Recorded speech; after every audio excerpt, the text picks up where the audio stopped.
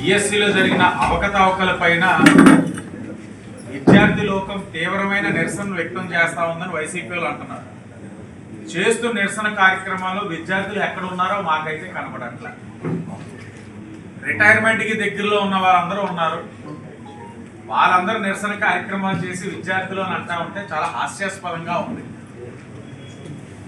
అంటే ఢిల్లీలో Gen Z kids చేసిన కార్యక్రమాన్ని చూసి మనం కూడా అంతే విధంగా చేద్దామని మరి వైఎస్ఆర్సీపీ యువజన విభాగం వారు ఏమైనా అనుకున్నారా, లేకపోతే ఏ నియోజకవర్గానికి ఆ నియోజకవర్గానికి ఇన్ఛార్జీలు అనుకున్నారో మాకైతే అర్థమే పట్టట్ల.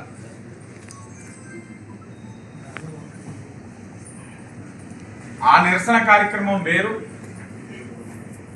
ఈరోజు వైసీపీ వారు నియోజకవర్గంగా చేస్తున్నది వేరు. Both are not same.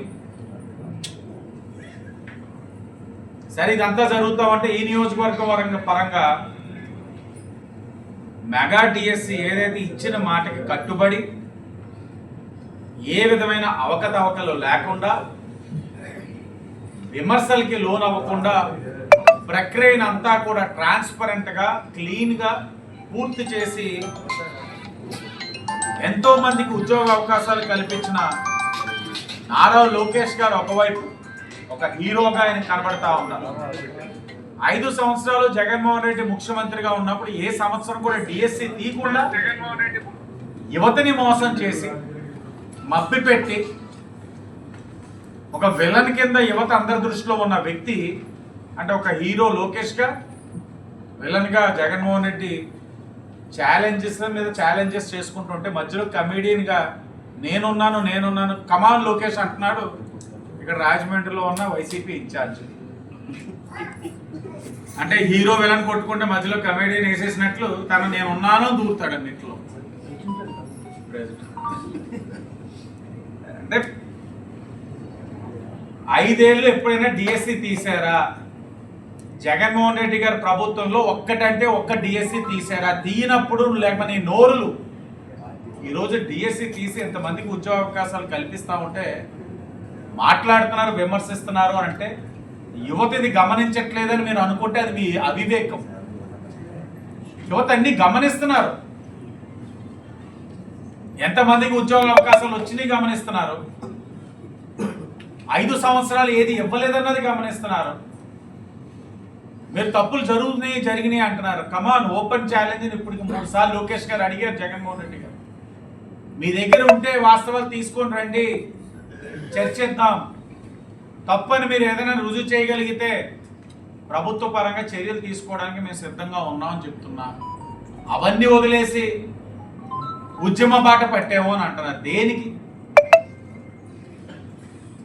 1, 2 కాకుండా, ఎవరో 2, 3 కాకుండా అధిక శాతం ఎవరైనా వచ్చి ఎస్ మాకు అన్యాయం జరిగిందని అయినా చెప్పారా?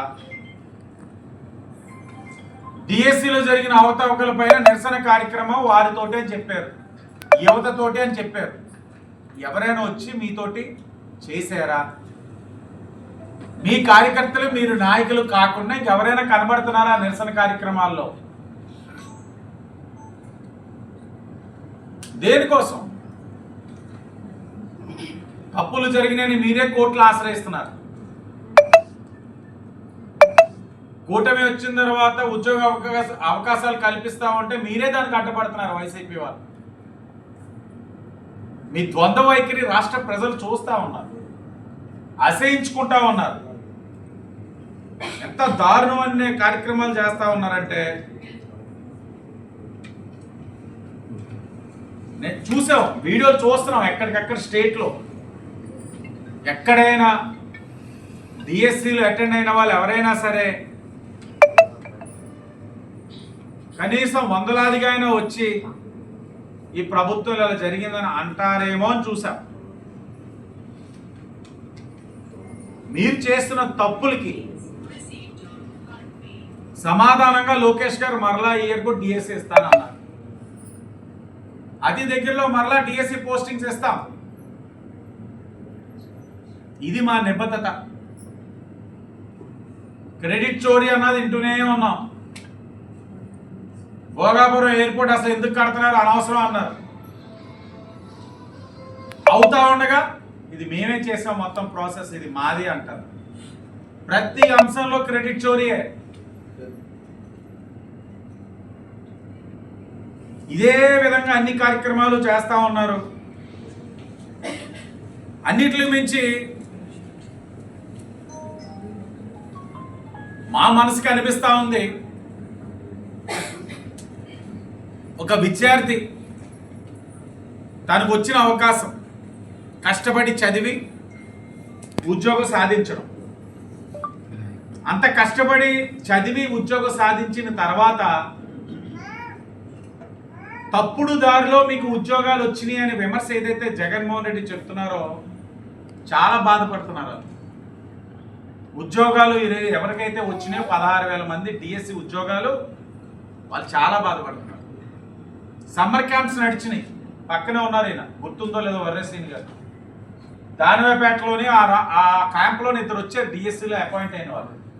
వాళ్ళు మాటలు అంటుంటే చాలా బాధ అనిపిస్తుంది సార్. ఇంత కష్టపడి 5 సంవత్సరాలు నిరీక్షణలు ఇవ్వలేదు వైసీపీ, ఈరోజు మీరు ఇచ్చారు, కష్టపడి చదివి జాబ్ తెచ్చుకుంటారు.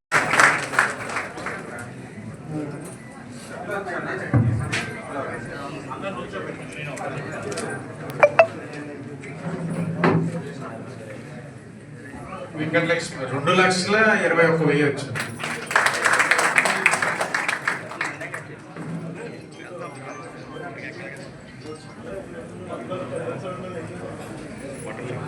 కొండపల్లి నాగమణి గారు 5వ వార్డు.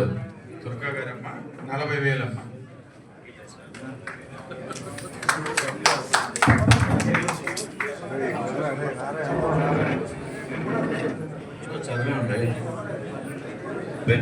పెంచండిలో కాదు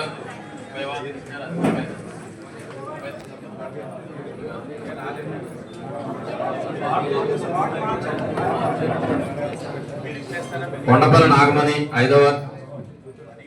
అమజాల రమణి లావణ్య 8వ వార్డు. నాగమణి గారు, కొండపల్లి నాగమణి గారు 18,000. అమజాల